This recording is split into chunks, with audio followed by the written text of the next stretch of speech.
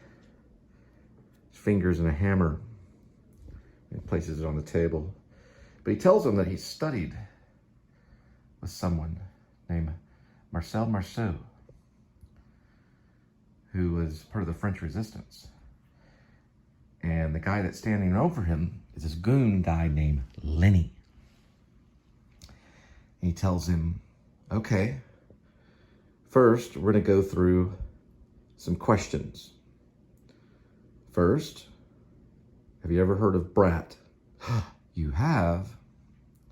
And what does B stand for? It stands for the badge number. And R stands for the rank.